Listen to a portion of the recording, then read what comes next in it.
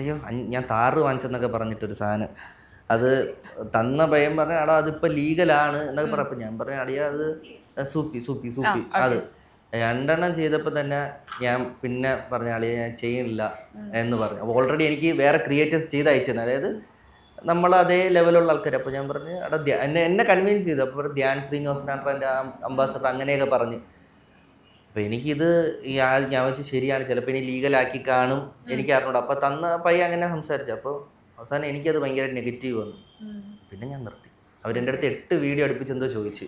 ഞാൻ എൻ്റെ അടുത്ത് ഒരു 2 പെട്ടെന്ന് തരണം അങ്ങനെ പറഞ്ഞ് 2 എടുത്ത് അയച്ചു കൊടുത്ത്. അതോടുകൂടി ഞാൻ പിന്നെ നിർത്തി. അപ്പോഴാണ് ഞാൻ പിന്നെ കുറേ കാര്യങ്ങൾ ഞാൻ അറിഞ്ഞത് തന്നെ. പിന്നെ നിർത്തി. അത് കഴിഞ്ഞിട്ട് എത്ര ദിവസം കഴിഞ്ഞപ്പോൾ ഇത് സ്റ്റോപ്പ് ചെയ്തു പോയി. അപ്പോൾ ഞാൻ 8 വീഡിയോ ഞാൻ കൊടുത്തിരുന്നെങ്കിൽ ഞാൻ പെട്ടുപോയേനെ.